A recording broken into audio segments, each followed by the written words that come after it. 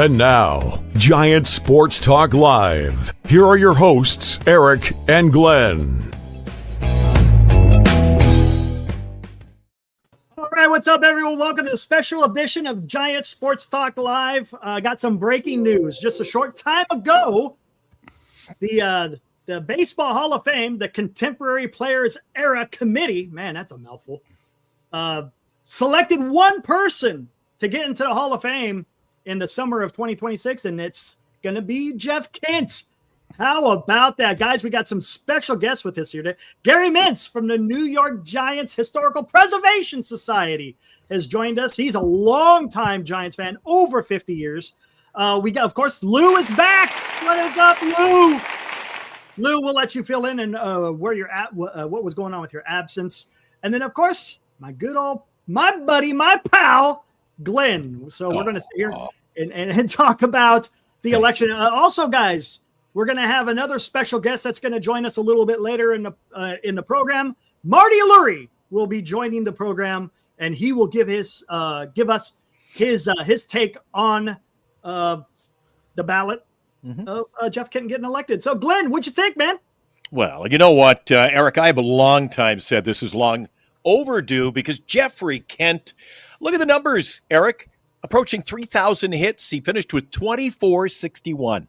And in this day of age, Eric, we're talking about a guy getting in now, appropriately enough, into the Hall of Fame, who had a batting average career of 290. And there's those out there, Eric, who look at the numbers and go, great numbers, and they always say, you're never a Hall of Famer. You're never the guy on, the ballot. You never had a successful career unless you've won it all.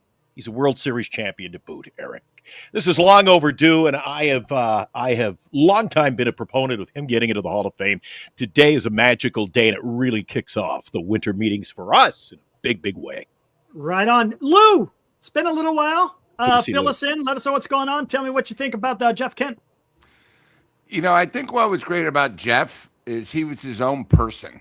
And I thought what was very unique about him is you think offensive, not really much defense, but purely offense, where when you look at his stats, first of all, 1,500 RBIs. Imagine that, 1,500, okay? So knowing the Giants of nowadays, that's 75 RBIs for 20 years. We can't even get one guy to do 75 RBIs in 1 year, all right? Second of all, he was so unique. The other thing, and what I mean by himself, is there were so many confrontations with him and Bonds where he didn't let Bonds get to him. He was his own unique player. He showed up when it counted. And, we're very lucky, and hopefully he does go in as a Giant because he's played with numerous teams. I thought the Giants getting him was a gift. It shows you can get guys from other teams that are on their way up. And he was a stud.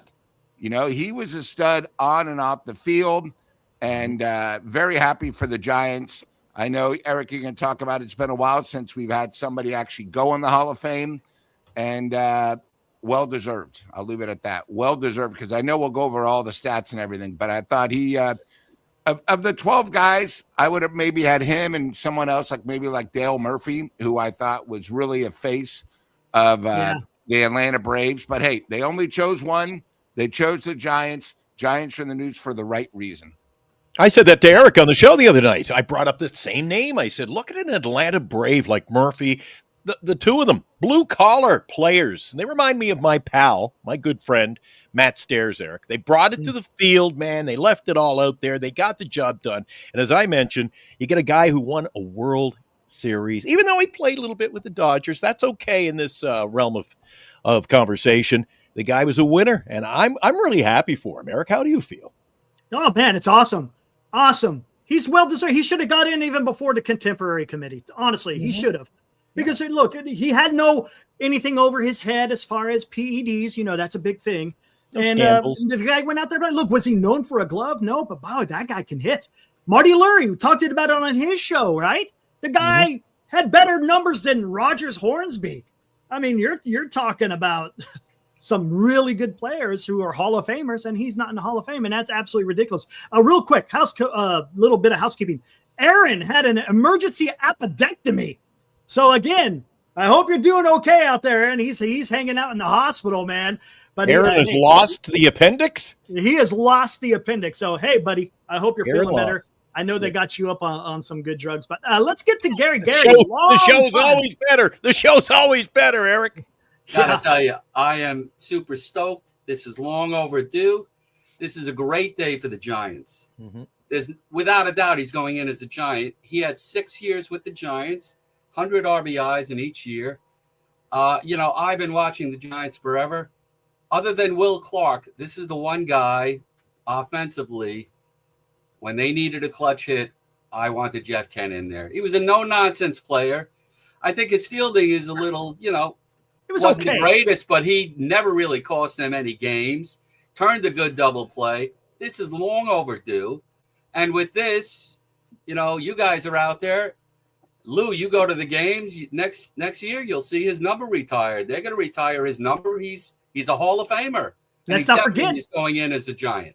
Going to have a statue as too, right, Gary? All the Hall of Famers get statues. I don't know about that. No? A little bit But too much? definitely the number retired. It's going to sit right next to Will Clark's number now. And Monty, Hey, how about going to that? be nice. Yeah. Eric, Well, we grew up watching him, though. We grew up watching him. Yeah. I honestly, and it's just my opinion, I think a lot of people are too critical about his defense. I mean, he got I the job agree. done. He was Eric. If you're going to build an infield, I mean, Jeff Kent was the guy you wanted. Yeah, absolutely. He was a clutch guy, man. Come on. And look, and I was looking it up. This is the first Giant to get elected into the Hall of Fame since 1999. So, and that was Orlando Cepeda. Before that, I believe it was Juan Marichal, I believe. So it's Big been a names. while, been a little while. And look, the San Francisco Giants, if I'm not mistaken, are they're either at the top or very close to it of having the most Hall of Famers from an organization. So it tells you there's something special about not only the New York Giants, but also the San Francisco Giants. So there you go. Another man. number It's going freaking up on that awesome. left field line on the perch down there in left field. Eric, you're going to make Absolutely. move over a little bit, make a little room, and I tell you, it's a big day for Giant fans. It's great. Exactly. It is absolutely. And look, we'll get back to Jeff Kent, but there's a lot of talk out there as well.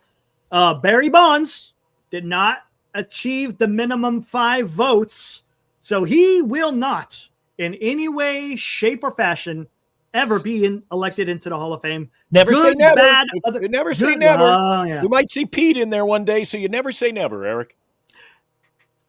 Good, bad, or indifferent, at this particular time, he is not going to get into the Hall of Fame, and everyone understands what it's for. And I'm not here to debate that. That's for another day. It is what it is, man, and it's a damn shame. A shame. It is, really, it is. But what are you going to do, man? Hey, Eric. Eric, Yeah. I have a question. You're when you started on your opening, you were mentioning it took too long. Do you think maybe because a little East Coast bias on possible. Jeff Kent? That's Being possible. a Giant, he wasn't the loudest guy. I think me, and I think Glenn brings up a great point. Growing up with Jeff Kent, I remember 2 big incidents. One was the fight where he got in the fight in the dugout with Bonds, saying, "Hey, I don't give a shit who you are. Right. I'm the player," right, is one. And of course, number 2, they actually started inventing rules on the player's contract because, as we know, he injured himself. And he said it was nothing, but obviously he was on a motorcycle where he broke his wrist. And then that started rules where now you, under contract, are not allowed to use motorized vehicles and all this stuff in the off season. So he was very unique in his own way. But I think the one great thing about Jeff, and this is ironic, is he played with a guy with Bonds, but when he won his MVP, he beat Bonds.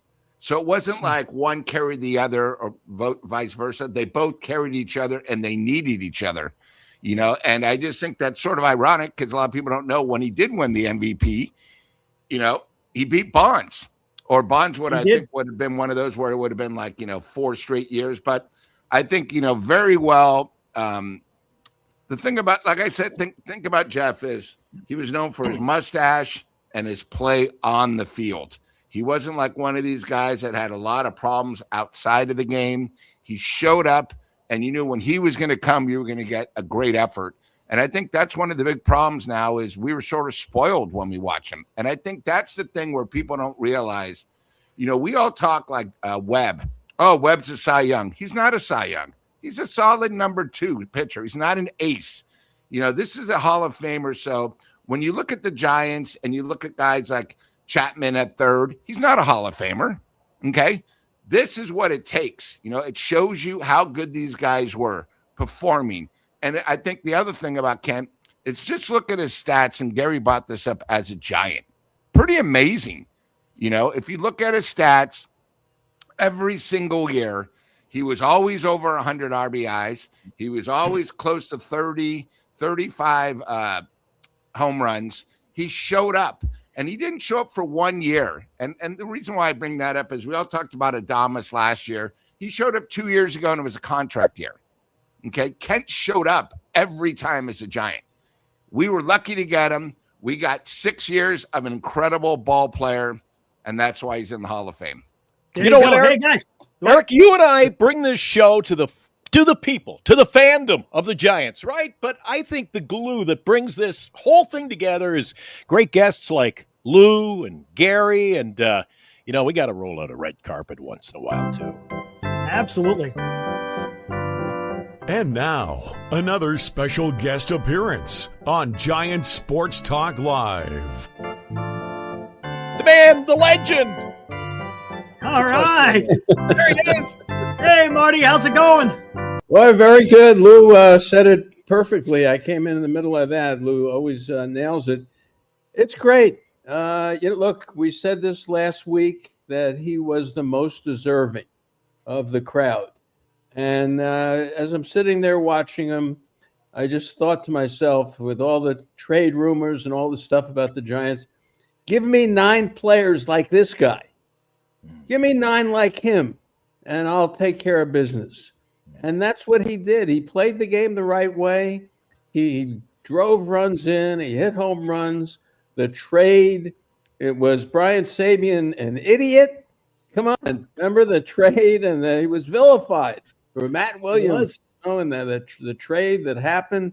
And Tavares came over, and Joe Roa and people like that, and said Brian Sabean's crazy. What's he doing? And this guy became the glue with Bonds. He really did to put this franchise together. And like he said, opening the new ballpark, the guy was in tears. They asked him, who are you going in as, an Angel? A Dodger? And he said, absolutely not. I'm a Giant. And that was the heart that he brought to the club. And I'm thrilled for him. I had the honor of introducing him at a Cal banquet 10 years ago. And I did a lot of research on him at that point. And I realized he was in 1,200 double plays. He was in countless games as a second baseman. And he had more home runs than anybody who ever played second base. And he's hard-nosed, man. You mess with him in the dugout, he got into a fight with him. This guy came to play ball. And I'm thrilled for him. The right guy got in. Absolutely. And we said it last week on the show. I said, they'll probably put Murphy in or Mattingly, for sentimental reasons. They didn't mess around. These committees are handpicked for a reason. And the reason is, when you look at the players who got less than 5 votes, and you know who I'm talking about, Bonds, Clemens, and Sheffield, the crowd that they put on this committee, they were not going to vote for those guys. Right. But they did recognize a hard-nosed player who, from 97, I guess maybe this at his first year here, till the guy left, he never, ever, other than washing his truck and all that craziness, other than that, this guy never, ever made you wonder about his effort on the ballpark. So I'm thrilled for him. I'm really happy, and it's good. This is good for all of us.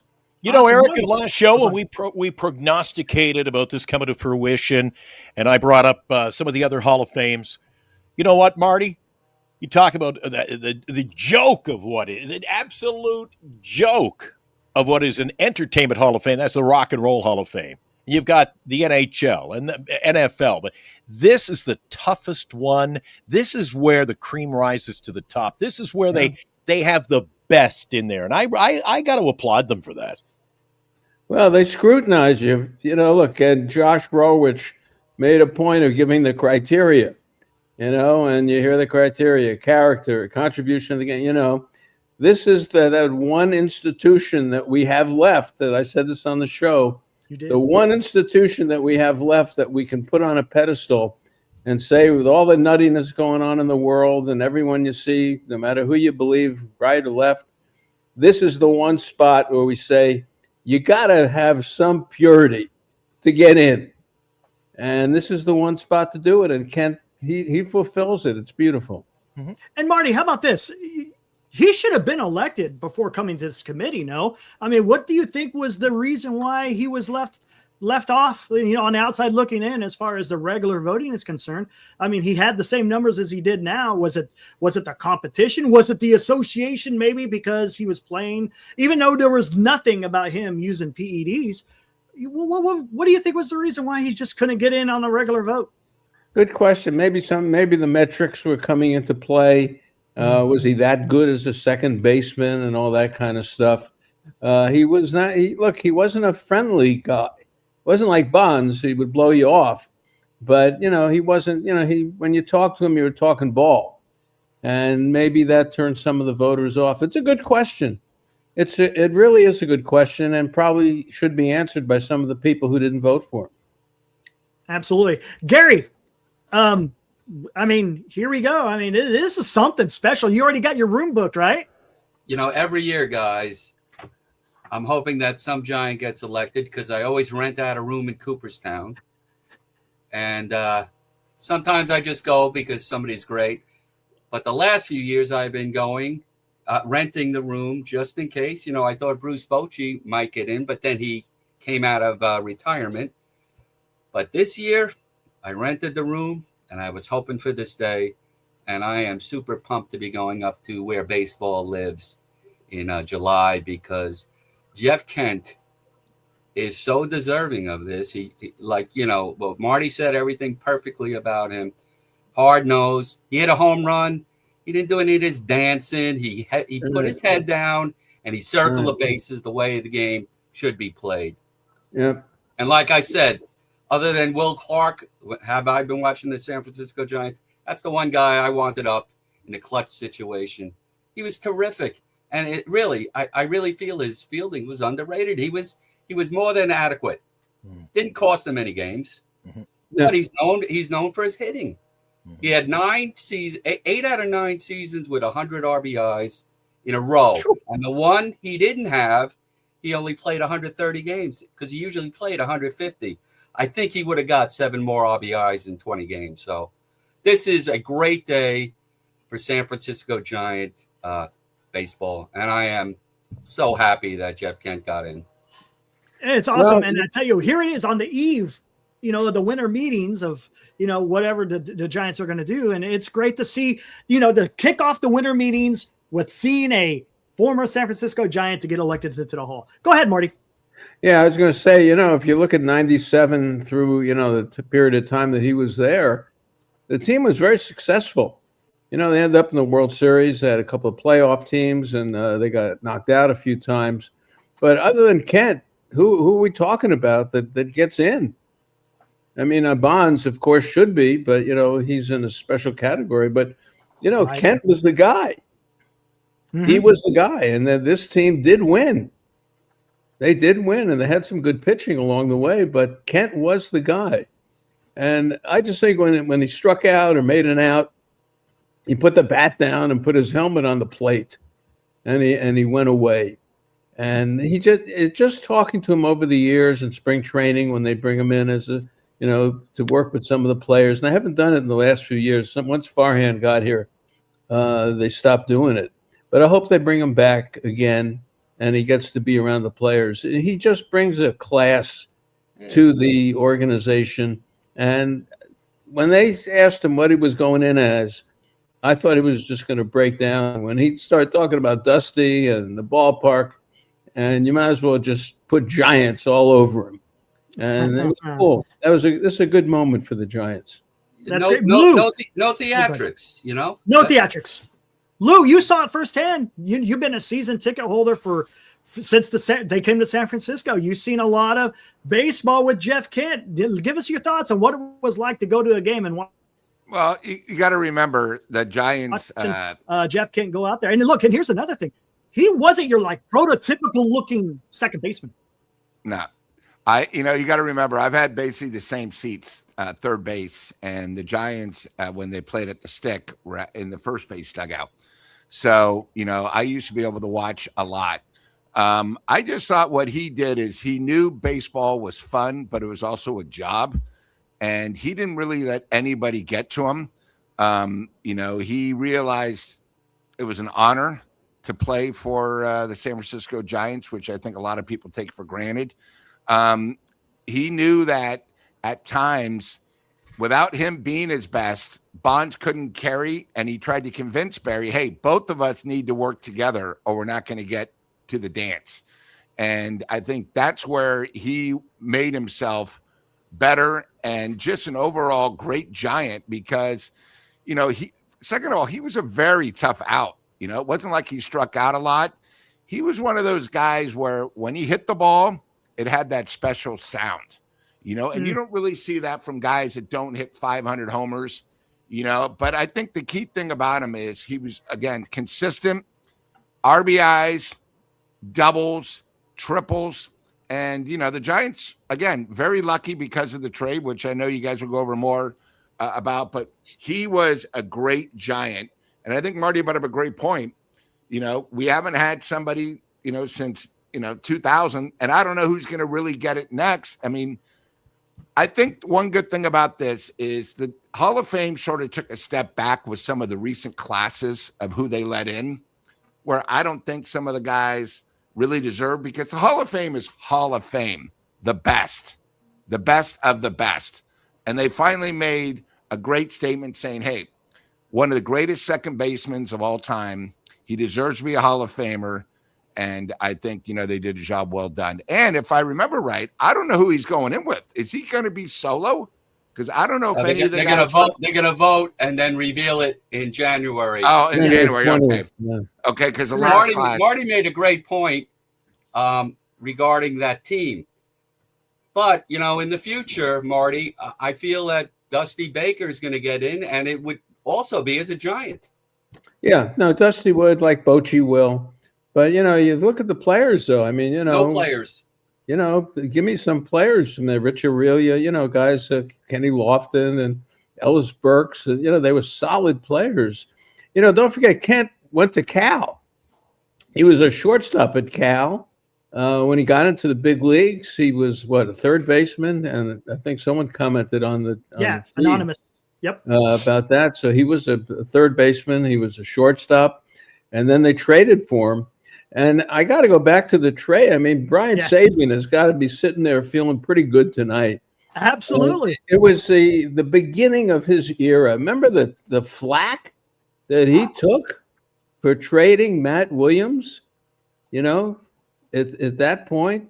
And it changed the whole entire franchise, Marty. Right. It changed everything for the next 15 years. And if the social media was back then like it was now, oh my gosh. We'd be having shows talking about Ralph Barbieri and people. I mean, they call him an idiot. They literally said, there's something wrong. The lunatic fringe came out, and Kent turned it around. It's just look, he's a solid baseball player that achieved a lot. He was a solid second baseman. He never really hurt you. He turned a ton of double. I'll tell you, look him up. How many double plays the guy participated in. And he was a solid hitter on a team that was a winning team. And he accomplished things as a second baseman no one else ever did. Right. And I love, talk about 100 RBI seasons. Come on. How about that? That's incredible. It's absolutely so it's well-deserved. I'm glad he got it. Delgado came close. And Delgado's another one that, probably if he hangs around long enough, could possibly get it. Murphy and Mattingly, this is a tough committee. I mean, Murphy, they did the biggest PR job that I've ever seen to try to get him in this time. And they couldn't convince couldn't convince him. Look at as I said on our show, look at the people on the committee. You know, you're not telling Ozzie Smith and Alan Trammell and Robin Yount and Tony Perez and Jim Cott and Juan Marichal what to do. And if they don't think you're a Hall of Famer, you're not getting in. It's not happening. And they picked hard-nosed Hall of Fame baseball players to run this committee, and they did it. Yep. Glenn, you've been talking about this for a while on the show. You know, when's the last time the Giants have had a solid second baseman? And I think you said after Jeff Kent, it was kind of a revolving door, right? Yeah, it always seemed to be by committee, and it always seemed to be, and to Marty's point, they would add, you know, they would make not necessarily bizarre moves, but there was always that move when they were in the playoff chase, got to add a second baseman. So they saw the need to add in that spot over, you know, I would say the last 15, 20 years. But you got to go back to Jeff Kent. The last time we really had a solid second baseman to put up those kind of numbers there. Well, Freddie was pretty good. Freddie, when they brought Freddie over. Yeah, but he was injured. Freddie's changed. Yeah. Buterow was pretty good, but Jeff was just blue collar. You knew what you got from the guy. But for longevity, right, this was the guy. This was the guy. This was the guy for longevity. What is going to happen? What is going to happen? Maybe not in our. I'm looking down the road. So Eric, you, I, some of us here, we might not be here when this comes to fruition. But you look at guys like this who are on sort of a cusp of getting in. The Jeff Kent numbers don't lie offensively. Who are they going to put in the Hall of Fame some 40 years from now, Eric? I mean, the game has changed so much. I mean, a 290 career average? Holy crap. That is not existent in the game as we know it anymore, Eric. I mean, it's really a shame the way baseball is sort of, I mean, you hit 220 for a season, but you hit 35, 40 home runs. Oh, you're an all-star. You're a stud. That's not, I mean, what happened? What happened to the game, Marty? Well, we don't have the great stars. I mean, we have players.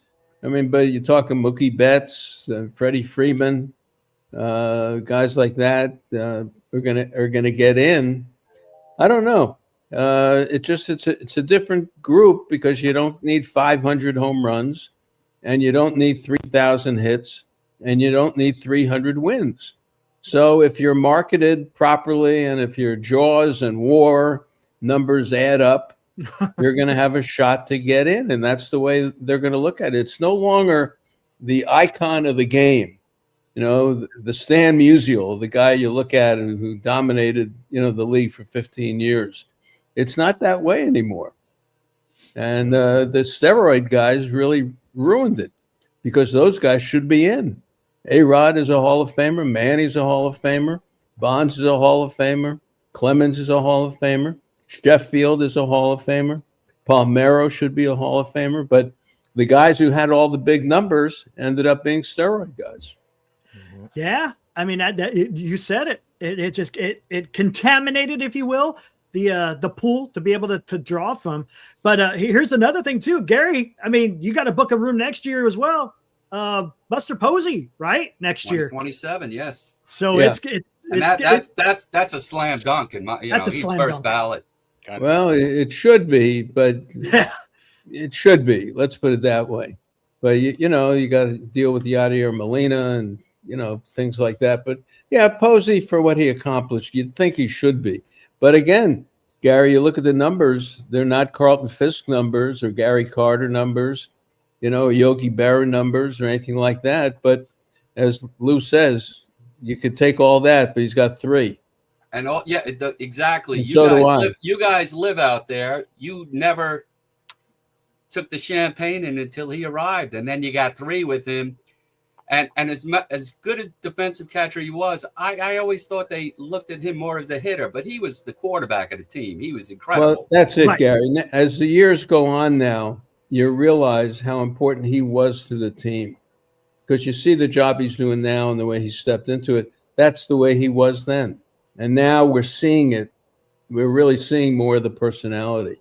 And so Lou, you made a comment about this coming Hall of Fame induction week. Kent might go solo. I don't know if I don't know. There's not a great list of candidates. Where are we I at? mean, Andrew Jones still? Andrew Jones? Who else we got?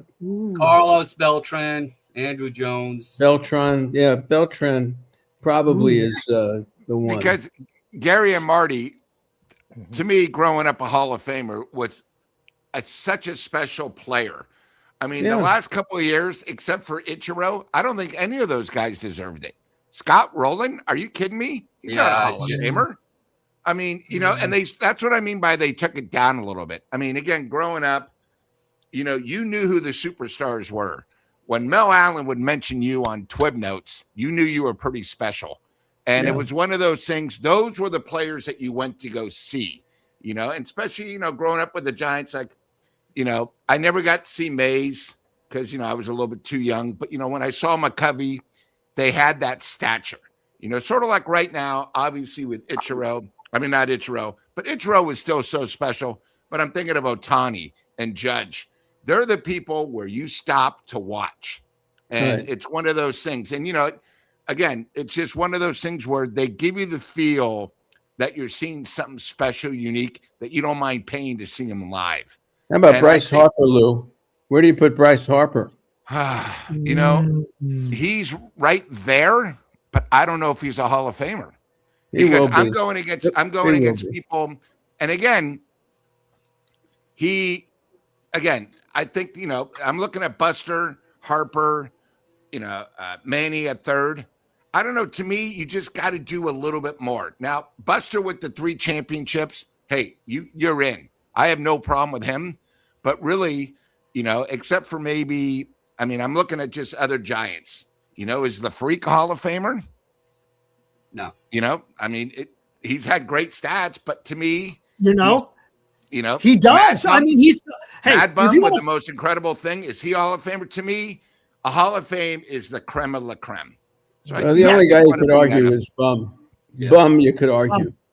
Yeah. You and could here's argue. the thing, right? Because we're talking about Buster Posey. He's got the accolades. Tim Lincecum's got the same. He's got 2 Cy Youngs. He's got 3 World Series. No hitters. Yeah, he's got them. But what is he last lacking? 2 World Series, he really wasn't a factor. Buster Posey, right? No, Lincecum. Well, the second one, yeah, was more of a bridge. He needed another 3 or 4 big years. Yeah, he did, and then I agree with that. But we're and Glenn, let me ask you this: longevity. How do you weigh that? Because look, availability or is the best ability, they say, right? But you got to go out there and you got to put up numbers. No, there's no doubt about it. How do you weigh longevity? I mean, you got a guy like out there, what's his name? Steve. He played for 2 decades worth of baseball. He's not in the Hall of Fame. I mean, you're going to accumulate a lot of numbers because you play so long. But where do you weigh longevity? I mean, is it high? Do you weigh it pretty high or in conjunction with, say, other stats? You know, from the San Jose area, his plaque, I've stopped to read it many times. He's on the little wall of fame that they have over there on the formerly known as SAP Center when I go to the Shark games. Dave Stieb on that wall. I grew up watching Dave Stieb. Dave Stieb was a competitor out of the Bay Area, played for the Toronto Blue Jays countless times. I don't know, Marty, maybe you can remember how many times you'd be talking on the radio about, Dave Stieb, 2 outs in the 9th. He lost like 6 no-hitters. We're going to have a guy on. Eric. I mean, we're going to have a guy on who wrote a book about no-hitters, and he's got a big thing on Dave Stieb. We'll have him on the next week or so. Eric knows on the show, but you're right. Seeing that. Yeah, Dave Stieb did it over. He couldn't close that particular deal, but he did it over time. And a guy like Mad Bum, see, that comes into play. Mad Bum, what he did in a I think the window is too small, Eric. I think it's just, I mean, his career is still somewhat of a seed that didn't grow. Memories. We got our memories out of America, but I think a true Hall of Famer does it, and you have longevity. Mad Bum gave up his arm the team. He gave up his arm for the team. He did. The innings pitched and the way they used him. I don't think he's a Hall of Famer. I look at him like I look at Kirby Puckett in a way. You know, Kirby Puckett, got in. He got glaucoma. And if you look at his stats up until that point, they were on the way to Hall of Fame, but they weren't there yet. And for Mad Bum, maybe because we saw it all. But if you needed a win during his years, I'd take him over anybody. He did so. So would I. So would I, Marty. But I still don't think that he certainly did. To me, I don't think he had a Hall of Fame career. He didn't. I'll tell you what, though. He has done something that has never been done, and it's been. Then people have tried to replicate it, and they can't do it. When he came out for that 5-inning save in 2014, no one has come close. You got Yamamoto, kind of, but it's nowhere near what Mad Bum did. I mean, he pitched game 1, he pitched game 5, and then he comes in game 7 and shuts it down. I mean, that was just unbelievable. Again, they've tried to do that since then, and it hasn't quite worked out too well. I don't know. Don't you buy into the longevity factor, though, Eric? I mean, last year, what was it, a little over a year ago? About 14, 15 months ago, I remember watching you on the air and a number of your cast of characters. I wasn't part of the show at that time, but you were talking about, holy crap, player of the week, Matos, 15 RBIs. Oh, this guy's going to be the longevity. What do you think, Lou? I think longevity, you've got to do it over count. You got to continue to show up, and I don't think a short window defines it. Are we going to say that Tim Lincecum had 2 no-hitters in a few seasons? He did one on the road, and he did one at home. Holy crap, 2 no-hitters!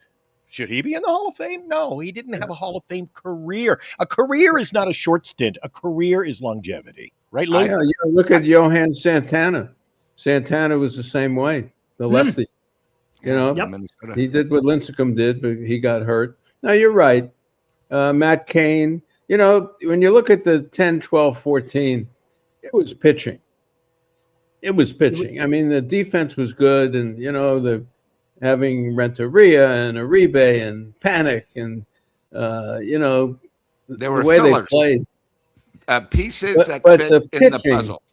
Yeah. But the Vogel song, when Zito got hurt and Vogelsong walked in and became Vogelsong, wow, that just changed things. And Zito had the shutout in Colorado. And you're right, Lincecum didn't play. He was the bridge in the World Series there. They didn't use him that much. Yeah. What's that term we always use, Eric? Your in the minute. Well, I always forget that. Recency bias. Recency bias. I think often there's Giants bias, and rightly so. I mean, we watch them, so we get to see them on a regular basis. But I mean, you're talking about Hall of Fame and career players. I mean, you can't. To me, you can't get caught up in the moment, and I don't think one playoff run defines a career. Or one playoff series. I'm a guy. I think I agree with Lou. Guys like, Mike Schmitz and the Bob Boones and the Pete Rose, if you will. These guys put up Hall of Fame careers and numbers. And Cody Ross. Holy crap! Cody Ross almost single-handedly won us a World Series. He ain't no Hall of Famer though, Eric. Yeah. So I'm a guy. I stand for the guy who did it over. He stood the test of time. That's right, Lou. You got to have some longevity. I'm not saying you don't. Yeah, I'm just saying, where do you weigh it? I mean, to me, a Hall of Famer is if I were to say a team, you would probably come up with 3 guys on a team. And when you thought of the Toronto Blue Jays, you thought of Dave Steve. Right? He was sort of their superstar, but he was there forever. And I've actually been pretty nice where I've met him a few times. He lives up in Reno. The guy cannot be any nicer. People bug him once they know who he is. He signs every autograph, takes every photo. To me, an all-around great guy. But what I mean by that is, look at the Expos. Okay? When you think of the Expos beside Rusty Staub, you think of probably 3 or 4 guys of the Expos, right? 2 of the 3 of the 4 are going to be in the Hall of Fame. The Dodgers, the Giants, they always have. When you think of the Giants, they always think of players. Willie Mays. Who else? Cepeda. All right. Who else? Juan Marichal, right? Longevity. You think of the Giants not with other teams. And I just think growing up, that's what made guys special. You know, I mean, we're all a little bit younger than Marty, but the great thing about Marty will bring up 5 or 6 guys. We have no clue who they are, and he'll tell them why they're so unique and so special in so many ways. Obviously we have Gary here. You know, we have the San Francisco Giants, but we have more Hall of Famers from the New York Giants, and he'll tell you why, right? Why are they so special playing with the New York Giants? You got to remember back then you had 3 teams that literally could see each other, right? You had the Yankees, the Dodgers, and the Giants in that triangle where the rivalry was crazy. You had to win the division to go to the dance. It was intense. You had people, you can only root for one. But when you look back at them, they had so many amazing people that made that rivalry good. It wasn't because they were neighbors, it's because the quality of play. And to me, when you think of the quality of play, you know, Jeff Kent definitely deserved it. I think he probably didn't get it because of a little East Coast bias, like everything else. You know, he's a second baseman. He plays for the Giants. Also, when you think about that generation, everyone talks about Bonds or they talk about Matt Williams. Jeff Kent was always the guy behind the scenes, but he showed up when it counted. And Gary, what about Will Clark? How about Will Clark? Guys? Yeah, don't forget. Yeah, see, Will Clark for me, when you look at that, you know, his era, Will Clark was very special as a Giant. And look, they've recognized him and, you know, they've retired his number and all that. But Will Clark fits in there. Look, you know, Lou, you described baseball. It's been around a long time. And there are these great rivalries, and there are reasons why. Reggie Smith against the Dodgers, Sal Magley against the Dodgers. You know, Sal Magley had 5 or 6 really good years. Is he a Hall of Famer? No. But that's what baseball's all about. It's the stories, but it is the great ones, like Glenn says, that go on and on and on and are there for your entire enjoyment of a franchise for 15 years, 10 years, and people move around, but they were part of the fabric of the game for that period of time. And that's what makes a Hall of Famer. And for Kent, I think he was that kind of guy in baseball. I think he was that kind of guy. Someone wants to know how old I am. 79. There you go. 79 years young, my right? birthday's coming up. Hey, all right. By a couple of years. The dog is There you go. barking. Yeah, I hear KO. KO is excited. He's barking. Marty, I got a question for you. Yeah. I'm like you with Will Clark. Do you feel that if Will Clark remained on the Giants, he would have been in the Hall of Fame? I think so. I really do. That's where the longevity that Lou was speaking about, like being on a team for a long time. Yeah. Mm-hmm. And if they kept winning, you know, if they won and he was still part of the team, and he could have played to 2002, which would have been from 86 to 2002, he would have 300 kind of hitter, over 2,000 hits. Yeah, I think Will is in the mix just like Kent. He was the clutchest Giant I ever saw playing. You know, yeah, see, Kent. The thing about Kent is you have specific numbers you can point to that separate him from all other second basemen. Now, Lou Whitaker's got 1 million doubles, and it's a great fielder, and Lou Whitaker should probably be in too. But when it comes to Kent, you can say, hey, he's got more home runs at second base than anybody who ever played the game. Mm-hmm. Plus, he's got RBIs. He's got this. He was a hard-nosed player. He was part of the he's got all the intangibles that go with it. But with Kent, you could point to something. With Carlos Delgado, what are you going to point to? That's the issue. With Beltran, what are you going to point to with these people? Kent was lucky in a way that he had that record as a second baseman. That's what got him in. And real quick, and Gary, maybe you know this. How many home runs did Mr. Jeff Kent have while playing in San Francisco? What was his total numbers while he was in playing for the Giants? That's something I don't know. I don't know that either, but I know he had more than, he had 100 RBIs for 6 years with them. So had at least 600 plus, probably 700 RBIs in the 6 years. So you're telling me you're capable of being able to hit RBIs and knock the ball out of the park while playing in San Francisco, right? Absolutely. Okay, I just want to make sure Just All right. want to make sure. And the 17-year career that Glenn was speaking about, he was not a compiler. When he left, he still was hitting 280. He didn't just hit 210 and then fade out. He was. This is a great day, but it really is a long time coming because, like Marty said, it's where he played second base. Played second base, and he was one of the greatest second basemen of all time. Absolutely. Yeah. And okay, Gary, let me ask you this: where do you put him in the pantheon of Giants? I mean, is he up there? I mean, is he? You got your upper tier, right? Willie Mays, Willie McCovey. If you want to go back to New York, right? You got Christy Mathewson and Carl Hubble and Mel Ott. I mean, where does Jeff Kent in your book? Where's he in my book, he's a really solid franchise Giant. In San Francisco terms, the best second baseman of all time in San Francisco. There you go. I mean, you can't argue with that. Yeah. No way you can't argue with he has, as someone pointed out, he has 175 homers as a Giant. But when you look at his years and what he contributed in those years, he becomes special at that point. And when he left here, he continued doing it when he left here. Yeah. So he deserves it. He deserves it. Absolutely. It's been unanimous in our conversation today that he was a clutch player. Nobody could get this guy out. He had all of his home runs. They came off 257 different pitchers. Nobody could close the door and lock it on this guy. And again, I think this is a great day for Jeff Kent and Giants. And it wasn't even the home runs. He had great alley power, both sides, left center and right center. I used to love watching him hit. Just clutch. He's clutch. Eric, I think the key is I'm just going to go over quick his stats, and then I want to talk about strikeouts because besides being a great player from his first year through his 6th year, he also cut down strikeouts, but he hit better. He had better years because he made contact.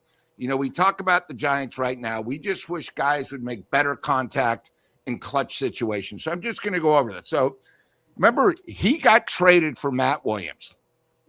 Not many people even knew who he was. All right. So these are his stats: 97, 29 homers, 121 RBIs, 133 strikeouts. Take that. Great year. Next year, 31 homers, 128 RBIs, 110 strikeouts. 23 homers, 101 RBIs, 111 strikeouts. Consistent. Then 33 homers, 125 RBIs, only 104 strikeouts. That was his MVP year. Is that when they were in Oracle Park by that time? That was the first year in Oracle Park. And he hit 33 bombs. Got it. Right. And remember, the Giants, when they first started Oracle Park, we thought it was the worst thing ever. The Giants lost their first 6 games and everyone else was hitting. All right. Then he comes back after an all-star year. He has 22 homers, 106 RBIs, and only 65 strikeouts. That's incredible. Right. Then he comes back 27 homers, 107 RBIs, only 49 strikeouts. So, he's one of these guys that got better once he understood how to be a major leaguer. And I think too many times the Giants, because he started, remember that this was now his 5th team in 5 years. Once he, sometimes I think Marty brings this up too. It takes a while for these guys to understand to be a major leaguer. It's so different from the minor leagues. Now you have the pressure. You're actually playing in bigger ballparks. You're going against the creme de la creme. I think the one great thing about Jeff we don't talk about is he got better as a player. He got better as a hitter. And as the Giants, without him there, I mean, when you really look at it, we made a clutch move. Matt Williams, we gave away, and we got him, and we had better results. Yeah, and Marty, maybe you could speak to this. Did he ever mention, talking about Jeff Kent, did someone talk to him and teach him, hey, maybe this is the way, a different approach? Yeah, Dusty. He said Dusty talked to him. Dusty changed his approach. to choke up on the bat a little bit and to go the other way and that kind of stuff. But don't forget, Oracle is built for a right-handed hitter. It is. You know, right-handed hitters can knock it out. It is a park made for right-handed hitting. You know, the other thing that Lou said, this guy hit third or fourth. You know, he wasn't hitting eighth or seventh. It just didn't show Pressure. up. And, you know, this wasn't Bill Mazeroski, you know, just showed up and happened to hit a big home run. This guy was the heart of the order. And the other thing that I heard was when you look at the total number of games played at second base all time, he's like in the top 10. So this wasn't a guy who just said, let's just shove him over to second base and see what he can do. He really was a second baseman. He really was. And we tend to think of him more because of the power and all the other stuff, but he was a solid second baseman for a long time. And I think that's critical to remember that. That's who he was. Absolutely. I mean, my gosh, this is just, and it's great for the organization, right? For the Giants. You look, we're trying to, you know, get our feet underneath ourselves, so to speak. You got Buster Posey in his second year as Pobo. You know, now, you know, when you start off the winter meetings with an announcement like this, you know, maybe it gives them maybe a little motivation, I hope, to go out there and say, look, Giants have had some damn good players, and now we got one that's going to go into the Hall of Fame this summer, and we got another one that's going to be following afterwards. So, Glenn, what do you think? Eric, go ahead. Eric, you're a Giants. You know, we're all homers because we all love the Giants. Of course. But what do you think of Kent? And, you know, what is he for you? In your top 20 all-time Giants, top 25? Or are you so young compared to all the other four that maybe he's not in your top 25? Oh, man, he's up there. I mean, if you think about it, if you want to just go with the San Francisco era. Yeah, he's top 10. I mean, he's in the top 10. Yeah. Right. Yeah, I agree. He's in the top 10 easily. So, I mean, gosh, this is just, it's I think if you didn't put him in got the some top good 10, vibes here. I don't think, Eric, if you didn't put him in the top 10, you're really selling him short. Mm-hmm. Absolutely. No, look, you don't have that era without him. No, you don't. You know, when did he leave? What was his last year, Lou, as a Giant? Would it be 2002. He then went to Houston for 2003. That's right. So you're talking 97 to 2002, and how many times were they in the playoffs in that period of time? Every year. And you're not there without him. Yeah. There you go. You know, Will Clark left and he took over. He became the Will Clark, the number. I had the I don't know what word you call it, but I had to sit here, watch them play in 2000 against the Mets and get one hit off Bobby Jones. And you know who that hitter was? Jeff Kent got the only hit. Playoffs against the Mets. Now, here's the thing. You don't see Jeff Kent around the organization. Do you think this changes a little bit? Do you think Jeff Kent comes around? Maybe he does, and they just don't talk about it. But it seems like since he's been done with baseball, you don't hear a whole heck of a lot from Jeff Kent. No, I want to hear from Wotus and Dusty Baker, you know, and people who coached and managed around Felipe and see what he's got to say, because that's the insight you want to get. They'll tell you exactly the kind of ball player he was. That would be, hey, Marty, that would be great to get Wotus on. I'd love to hear what he had to say about that. Yeah, we'll see if we can't do that this week and get him on and talk about it. Well, a week from today, where will Bryce Eldridge be? Oh, here we go. All right. Hey, no, we're going it's down not that road, guys. Don't be throwing arrows at me. I'm just asking. Tune into the Marty Laurie show. Okay, I tell you what. I'll tell you what. I'm gonna take a stab in the dark. I think he's gonna be playing in Detroit. I'm just gonna go out there and say it. I think he plays in Detroit. All right. I say he's here. I say he's here. He's the best prospect they got. They can't trade him. That's fair. That's fair. No, there are reasons to trade him. Say that wouldn't happen. Yeah. There are a lot of reasons. We've broken it down, Eric, over the last 2 weeks. There are reasons to deal him. And the reasons being, I mean, he hasn't shown what he can do, but he hasn't shown what he can't do. You know what happens with a prospect? A prospect is a prospect. You don't know what you're getting. If you deal him, you're dealing him for something you know. You've Well, got look, quality. You But saw what I happened to agree with Luciano. Marty. I agree with Marty. If they were to deal, there's just something about dealing him, a new player of baseball operations, young like Buster. If he was to make that, he's already made some moves, Eric, that have been risky. We've seen that. I So think I think that Ramos. if you deal him, the ramifications down the road could haunt the Giants. Yeah, I think Ramos could be dealt. Yeah. I truly do. And then look at Luciano.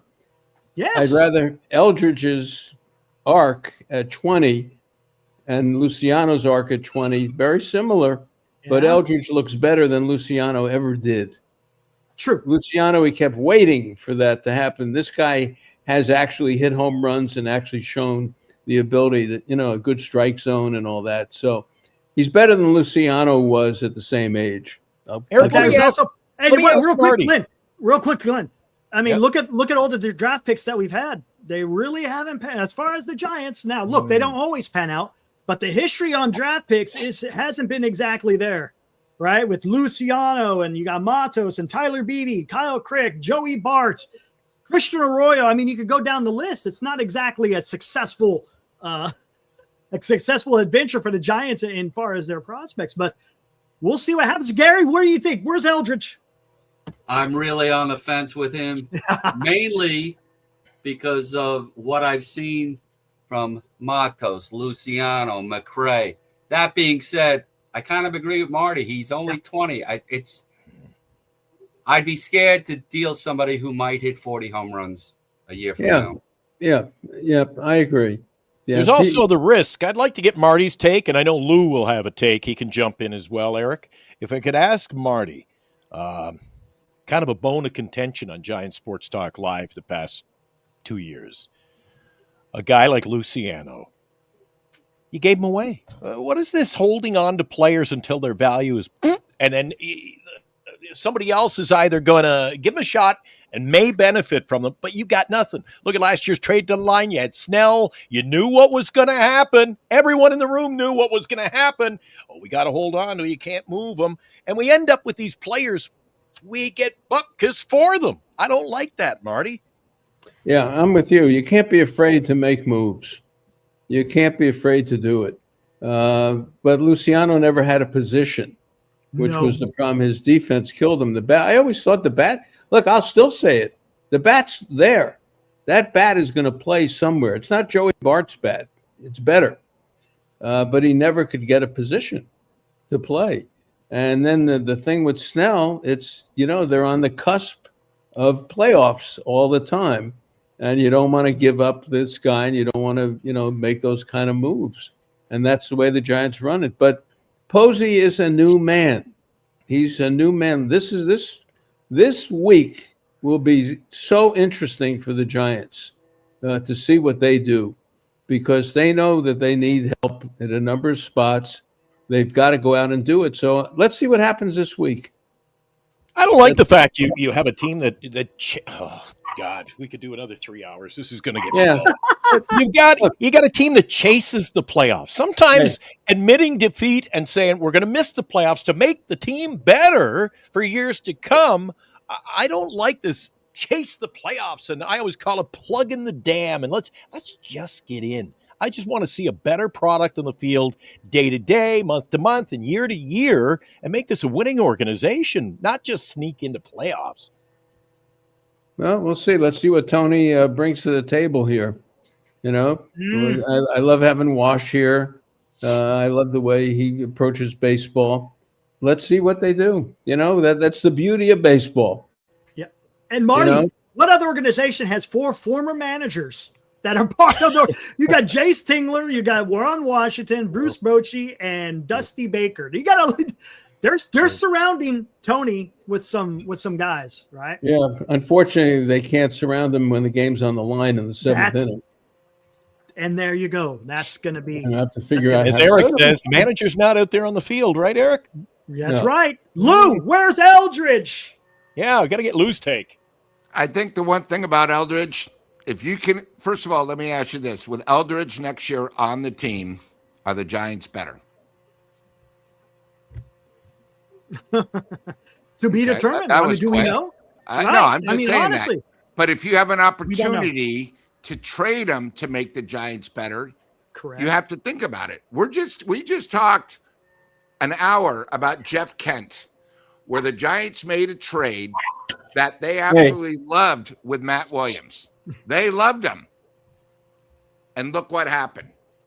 Because you got to remember, the reason why, and Eric, I want to bring up that Jeff Kent maybe doesn't hang around here, is he had a great year. His last year, he had 37 homers and 108 RBIs, and the Giants just said, we can't afford you both, either Jeff Kent or Bonds, and they went with Bonds. So it might have been, one of those things. That's why, he doesn't hang out. Now as a Giant Hall of Famer, maybe he'll come back. Because if you look, his first year with Houston, he had a pretty good year. Don't forget, Lou, he was very tight with Dusty. Very tight. And he explained that tonight. And don't forget, Dusty was good. Dusty had the big problem in 2002 with the taxes and with Peter McGowan and everything else. So Dusty was gone. And probably that paved the way for Kent to go, too. Yeah, exactly. But, I'm just saying, if you have an opportunity to improve the Giants, because, guys, Eldridge right now is all just a name. We're going to have to trade somebody else. But if we're going to improve the team, sometimes you have to give up good quality to get great quality, So it all depends. Mm-hmm. If there's an opportunity where one of our young pitchers that couldn't make it, that we thought was going to be in a rotation last year, and Eldridge, and we can package it where we can get somebody, you have to think about it. You got somebody good. The Jeff Kent trade? Yeah. So, most likely, I think he's probably 99% he's going to be here, but you never say never on a guy that's unproven. I mean, Eric, you brought up a great point. The last 10 years, our farm system and guys coming up have been a disaster. We've had guys, oh my God, you know who we picked? I mean, really, to tell you the truth, since Buster, of all our top picks, none of them really have panned out. Eldridge is made for Vitello. He's made for him. He's a kid. He's like a college kid. Vitello did great with college kids. Let's see what he can do with this kid. Yeah, here's a good question. Did Tony Vitello try to recruit Bryce Eldridge? Because he was in the University of Tennessee. It'd be interesting to see what his take would have been on what Bryce Eldridge, because at that time, remember, he was a pitcher and a hitter, and I don't know where. What are you going to get for him? The guy, he's got 6 walks and 47. You know what it is? It's the whole process. Why give him you're not getting schoolball for Bryce Eldridge. It's not happening. It's the whole shine of the prospect. That's all it is, right, Marty? He is the top prospect. He's number 12 on the top 100. And to an extent, that has some value for teams that want to get that young guy. But yeah, we have no idea. And here's another thing. Well, I was just looking at Twitter. Ken Rosenthal, I guess the Pirates offered Kyle Schwarber 4-year deal, about $100 million, something like that. Yeah, so. well, tell him to add another $150 million, and then he'll talk to him. Yeah, right. Oh my God, come on. The Pirates have to do this because baseball's getting sued because these teams, don't take the revenue sharing money and put it into the team. So they're trying to show it's so silly. Now they're trying to. We're going to spend money. Okay, go ahead. Let's see you do it. Yep. So all right, that's it. I'm done. All right, Marty. Hey, thanks for hanging out for a little while. I appreciate it. Hey, Marty, what's the dog's name there? KO. KO's. KO. KO. Marty, KO. Marty, I have a question before you leave. Yeah, go ahead. On your Marty, Lurie, and Friends, is Jeff Kent a good enough friend to be on your show with you? I don't. It's probably not, to tell you the truth, unless I was with him. But I don't have the number to call him or anything like that. So I would say no, to be honest with you. Okay. But if I ever, when I see him, I talk to him, and I've done interviews with him. He's been on the pregame show with me a lot. Like I say, Cal asked me to MC a banquet where they honored him. Yeah. And that's where I got to know him. And like, Lou had said, maybe Ken will be more visible in San Francisco. Most of those icons are not with us anymore. I think the Giants are going to push for him to be around. Oh, yeah. Look, he's a Hall of Famer. Get him a statue. Absolutely. Yep, that's what I said. Yep. Hey, Statue time. He- You know, it now wouldn't be a qualified. You're show. right, Eric. It wouldn't be a show with Marty Laurie unless we had a visit from our old pal Robbie Dizzle, huh? He says, Yeah, Robbie Dizzle. in January. Good old Yeah. Robbie Dizzle. Everybody No. knows Rob. Marty, everywhere I go, they're like, do you know That's Robert fun. DeVille? I'm like, yeah. I'm going to Cooperstown this summer. The movie, the Marty Laurie story is. Hey, We're going to have all right. a weekend in Cooperstown, so Good. this will be good too. That's Yeah, this is awesome. fun. You guys, I love being on with you guys. Hey, Marty, It's good if you get an interview with Jeff and you do it at Oracle and you need some seats, I'll always give up my seats Hey, for you and, trust and me, Jeff. he will be at Oracle this year. We'll get him on the show. Great. That will happen. But I love being on with you guys, and Gary, you do a great Marty, job. have a great So Christmas. Marty. Great Thank you, seeing Marty. you, buddy. Happy holidays, buddy. anytime. All right, Take care, be well. Marty. All Bye, right, Marty. take care. All right, that was the great Marty Lurie, man. That was awesome. He was able The to spend some great. time with us. The great. The great. You use that term. Everybody's the great, right? The great Chardol. No. You don't use that term. Well, loosely, with the Eric. great Chardol, that's great. more. That's for Chardol. That's all in The fun and games. legendary Marty Laurie. Legendary, It's a treat even to have better. him on the show too. He had so much to the show. Great to have him on the round table. Man, I tell got you- something. I got something for all three of you. Let's go. Glenn, you were talking about Lincecum, Hmm. and I just found it fascinating that when he was Lincecum, is when he did not throw his no hitters. He was his two no hitters were he was almost Yeah, they weren't the point best. of being done. Yeah.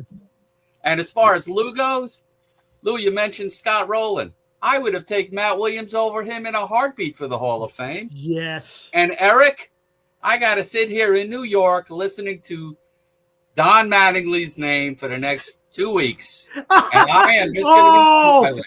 Yeah. I bet the New York media is going to go Ah. absolute bonkers. I bet you Nick Turturro. I'm sure he's got a tweet out there because he was really pushing for his his guy. A curse Leighton.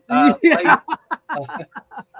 Oh my God! Hey, and Gary, if you do make it to the Bay Area for a game, let us know. Because obviously, the show is done every post-game show, but we'd love for you to be our guest out at the ball That game. would be awesome. I have That'd some be seats, one- right front before row you guys met me by the in dugout. So, 2024, the Gotham Club had me out there. I wrote a book about following the Giants from New York. okay. So I went out there, and they took great care of me. And then 3 weeks later, Willie Mays passed away, and they asked me to come for the celebration of life. So the Giant organization has been fabulous to me, and I love going out there, and I hope to return. You were Hey, there that guys. afternoon, were you? You Yes, were I there? was. It was Yeah, he was there. amazing. Oh, I wish I hadn't met you, but that was a memorable day in Giants history for me being over there. I live just a block from the ball, or 2 blocks from the ballpark. So if there's something going on around the ballpark, I'm there, and that was one that I'm certainly glad. You went in through the left field gate, and you had to sign in. And they said, you want to write something to Willie Mays, even though, he passed. So I went in, and I was like, what am I going to write? And then it was like, I'm going to write something about how much he meant to me and my father. My father died in 2003. And then I signed it, my name and my father's name, whose also name is Lou, but he spells it different from our Lou here. So father was a great influence on my life, making me love the Giants. I wanted to be like him. So he loved them in New York, but when they moved, he still loved them because of one guy, Willie Mays. Yeah, Absolutely. it was quite a And turnout too. and for those Legendary people who don't people. Legendary people were there. And, For those who and don't know, check out Gary Mintz, the New York Giants Preservation Society on YouTube. It's fantastic. It's almost weekly interviews. I know in the holidays it's a little bit different, but fantastic channel, guys. If you want to get the history on Giant, both San Francisco and New York, wow, absolutely incredible. The guests that you're able to get, top notch. A lot of authors. You got the president of Sabre was on there the other night, right? And matter of fact, I think he was on there a couple of weeks ago too, talking about a book that he just recently wrote. Yeah, I think it was on McGraw, right? And his about real his estate land deal in Florida. Yes. his real estate in Florida. So it was These guys who absolutely are with incredible. me, I'm younger Most of these guys are, 75 to 85. They're great zooming, except for most of them don't know how to mute. Other than that, it's a good You got, yeah, it was a Oh, you're laying down the law, man. That It was was a rough start. Rough. He had to apologize about 2 minutes in because he went off the rails on the. Oh, this is. And when I tuned in for that show, I thought, oh, he's gonna have a rough. How long is this gonna last? But it was a great interview the other night. Glenn, I'm a retired New York City school teacher, so You're used to that. I'm used to. Gary, anybody who's in our chat, we pushed them toward the interview the other day. I can't tell you enough. I'll do it for the last time. How much I enjoyed you having Steve Summers on there. People might go, I want to talk baseball. And you probably heard the other day the clip we aired from that broadcast. Steve, I mean, when it comes to the legends of the Bay Area, he saw the first game at Candlestick. He was there for monumental games and the storytelling. Anybody who has a chance to, because of the Giant, his background, he's from San Francisco, son of a butcher, had I wouldn't call it the most rosy upbringing. He said he wanted to be a broadcaster, and he wanted to be a broadcaster in New York City. He made it. And he did it. And he did it. So anybody who gets a chance to check it out, do that. Do me a favor, check out Gary's channel and watch that interview. It meant a lot to me anyway. Good stuff. All right, let's get out of here. Lou, final thoughts. What you got, man? This is the start of a very important week for the Giants. It started off awesome. Let's make sure we stay at this level, because I don't want to talk next Monday where we've done absolutely nothing. I know. It's year 2 of Buster. I just hope we're all not getting on the juice. I want to see this team improve. We all do. I want to see us be competitive, and I don't always want to see, as Marty said, we'll give Tony a chance. Well, we did that last year with Buster. I don't think a new manager and having 4 new coaches and 785 guys as special advisors are going to make this team better unless we have good players. Lou, So, don't say getting on the juice on this show today of all days. That's not the appropriate term. And is anybody here in the channel or in the chat or among the guests? I think Lou goes undercover as Lou Marsden all year, Eric. With we're about 3 weeks out from Christmas. Santa is working on his little beard there, Eric. Yeah, nice. There you go. I think he's Santa undercover. And speaking of Santa, this Friday, I believe it is, we kick off our 12 days of freaking Christmas. This is going to be something, man. This is going to be a lot of fun. Are we going to top last year? We had Chardall singing last year. Oh my God!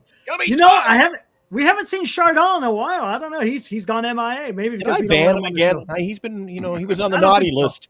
So, Gary, final thoughts. What you got, man? First of all, I want to thank you 3. Honor to be here tonight. Really.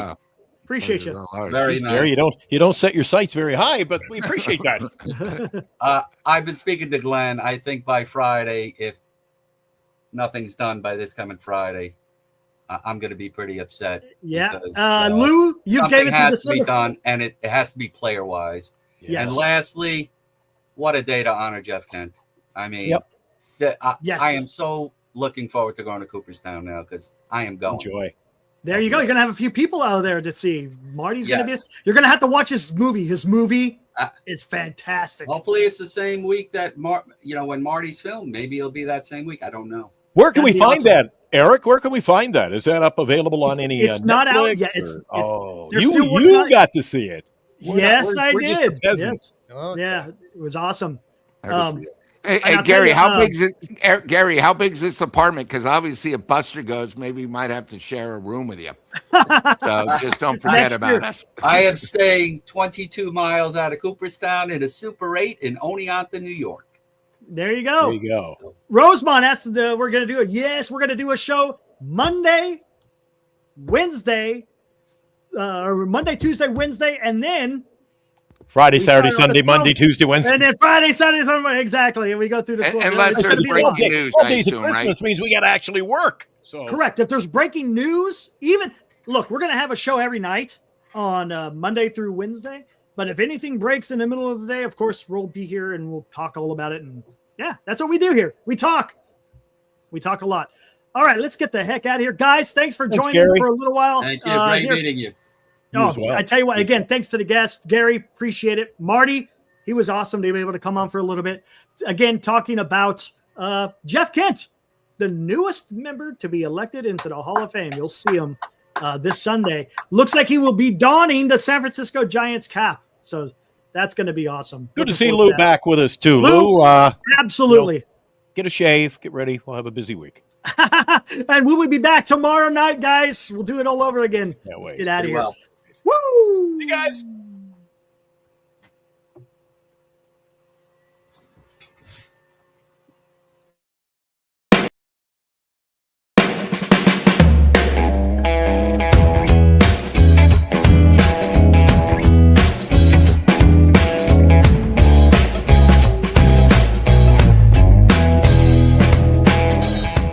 You've been watching Giant Sports Talk Live with Eric and Glenn, a Northern Lights Entertainment Broadcasting production.